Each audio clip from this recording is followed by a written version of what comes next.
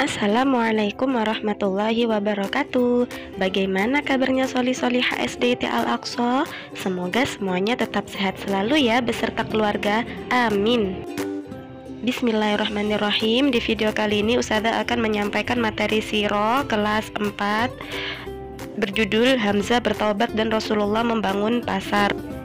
Mohon diperhatikan ya teman-teman. Soli-solihah, Rasulullah Shallallahu Alaihi Wasallam sangat menyayangi pamannya yang bernama Hamzah bin Abdul Muthalib. Paman Rasulullah yang bernama Hamzah bin Abdul Muthalib saat itu berusia 55 tahun. Sebelum Hamzah bin Abdul Muthalib memeluk agama Islam, Hamzah suka pergi ke tempat hiburan pada malam hari dan minum minuman keras. Soli-solihah. Hal itu memang wajar di kalangan orang-orang Arab saat itu. Namun, begitu masuk Islam, Hamzah bin Abdul Muthalib sudah berhenti untuk minum minuman keras.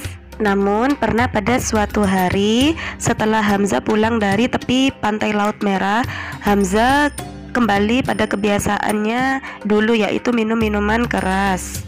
Pada saat itu minum minuman keras belum diharamkan. Soli-solihah. Keesokan harinya Rasulullah Shallallahu Alaihi Wasallam mengetahui bahwa pamannya yaitu Hamzah bin Abdul Muthalib telah minum minuman keras kembali. Rasulullah merasa sangat kecewa akan hal itu. Pada saat itu keadaan Hamzah memang sedang mabuk akibat minum minuman keras. Namun ketika sadar dari rasa mabuknya, Hamzah begitu menyesali perbuatannya. Ia menangis dan meminta maaf di depan kaum muslimin dan berjanji tidak akan mengulanginya kembali.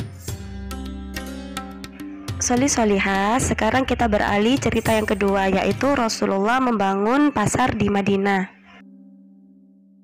Soli-solihah, satu-satunya pasar yang ada di Madinah yaitu pasar milik Yahudi Bani Qainuqa, dan pasar tersebut sudah dikuasai oleh orang-orang Yahudi tersebut. Namun ketika para muhajirin mulai datang dan menetap di Madinah, orang-orang Yahudi menghadapi lawan dalam berdagang di pasar mereka. Mengapa demikian? Karena orang-orang muhajirin itu sangat pandai dalam hal berdagang. Orang-orang Yahudi ini tidak menyukai kaum muslim, terutama orang-orang muhajirin ini sukses berdagang di pasar Yahudi. Akhirnya orang-orang Yahudi membuat suatu rencana. Buat strategi baru, kita hancurkan perdagangan mereka. Kita buat kontrak-kontrak dagang palsu buat orang-orang muslim itu, kata orang-orang Yahudi. Akibat kontrak-kontrak dagang palsu yang dibuat oleh orang Yahudi ini membuat banyak pedagang muhajirin dan pedagang ansor menderita kerugian. Soli-solihah. Akhirnya Rasulullah membuat suatu pasar yang namanya pasar tandingan.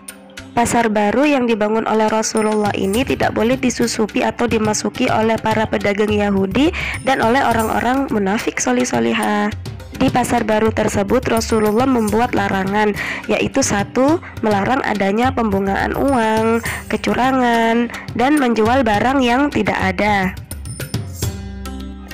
Keadilan dan sikap saling menghormati di pasar baru milik Rasulullah ini membuat banyak pedagang asing ikut berpindah ke pasar kaum muslimin ini. Soli-solihah. Dan banyak dari mereka yang ikut memeluk agama Islam. Masya Allah. Soli-solihah, tujuan Rasulullah untuk membangun pasar Madinah ini tidak hanya sekedar menandingi pasar milik orang Yahudi loh, tetapi juga Rasulullah ingin menandingi pasar Mekah yang sudah amat terkenal ke seluruh penjuru Arab selama berabad-abad.